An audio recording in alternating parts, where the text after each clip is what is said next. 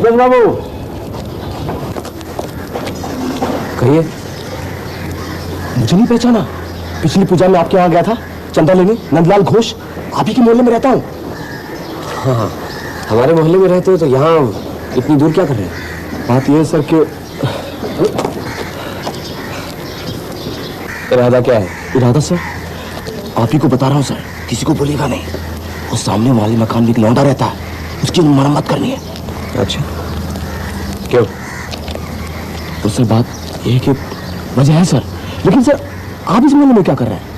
आप इस मोहल्ले में किसी को पहचानते हैं? सत्यकाम को पहचानता हूँ। क्यों? उसी की पिटाई करने चाहते हैं? अरे सर आप सत्यकाम को पहचानते हैं? खास जान पहचान नहीं है, लेकिन उसकी पिटाई क्यों करना चाहते हैं? उसने तुम्हारा कुछ बिगाड़ा है क्या?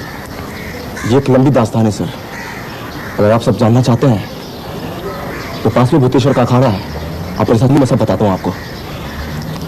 चलिए सर।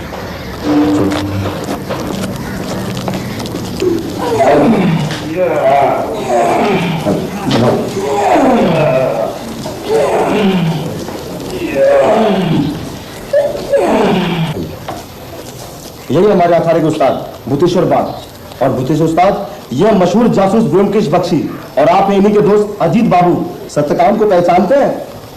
तो तुम पुलिस के आदमी हो और उस लौंडे के सलाहकार? जी नहीं, ना तो मैं पुलिस का आदमी हूँ, ना ही सत्यकाम का सलाहकार। सत्यकाम से जान पहचान तो बस एक ही दिन पुरानी है।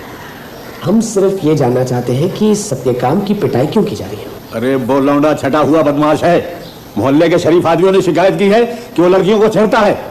ये शरीफों का मोहल्ला है, यहाँ गुंडागर्दी नहीं चलेगी, आया समझ में? चलो निकल चलते हैं, कहीं सत्यकाम का बदला हमसे नहीं ले लें। देखिए, अगर मोहल्ले का कोई आदमी बदमाशी कर रहा है तो उसे वाजिब सजा देना मोहल्ले वालों का ही काम है। ये काम कोई दूसरा क्यों करेगा? अगर आप लोग समझते हैं कि सत्यकाम को आप लोग अगर आड़े हाथ लेना चाहते हैं तो हमें कोई एतराज नहीं है, लेकिन उल्टा मैं तो यही समझता हूँ कि थोड़ी उसकी धुलाई हो तो शायद संभल भी जाए। लेकिन आप सबसे एक गुजारिश है कि खून खराबा ना करें। तभी तो सर ये जिम्मा मैंने लिया है, ताकि मैं उसकी अच्छी तरह से मरम्मत करूं और खिसक जाऊं। मैं तो इस मोहल्ले का हूं नहीं, इसलिए मुझे कोई पहचानेगा नहीं। भाभी साहब चाय भिजवा देना। वही होता है जो मंजूर खुदा होता है। क्यों, क्या हुआ? कल रात सत्यकाम दास मर गए। हैं? कैसे मर गए? मालूम नहीं, ये सुनो।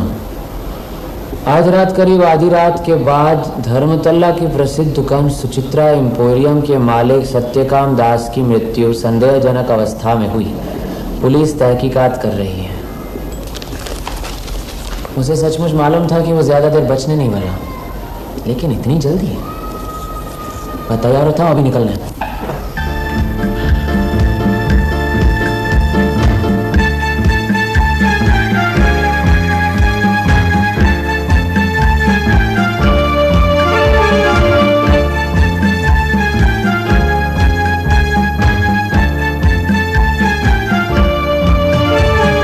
ये क्या?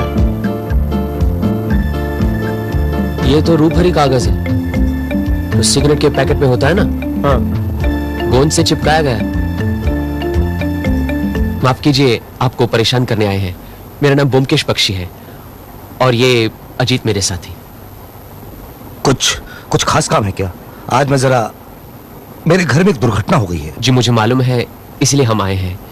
सत्यकाम की मौत हो गई है ना, आज ही अखबार में पढ़ा। आप सत्यकाम को जानते थे? जी हाँ, परसों ही मुलाकात हुई थी। मेरे सामने एक प्रस्ताव रख गए थे। कैसा प्रस्ताव? कि अगर अकस्मात उनकी मौत हो जाए तो मैं उनकी मौत की वजह की छानबीन करूं। बैठिए।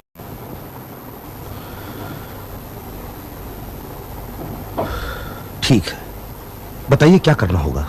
कल रात कब और किस तरह सत्यकाम की मौत हुई, कुछ बता सकते हैं आप?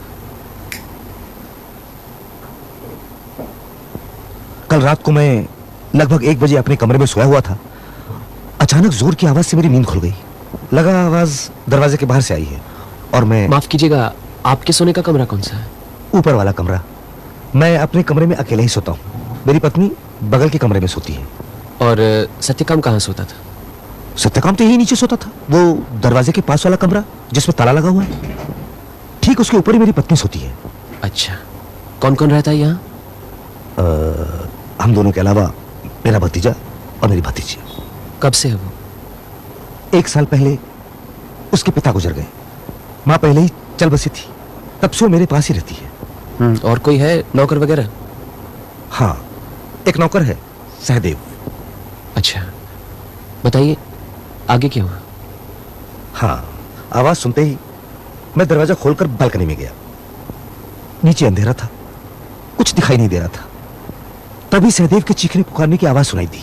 मैं दौड़कर नीचे आया, देखा सहदेव ने दरवाजा खोल दिया है। पास ही सत्यकाम आंधा पड़ा हुआ है।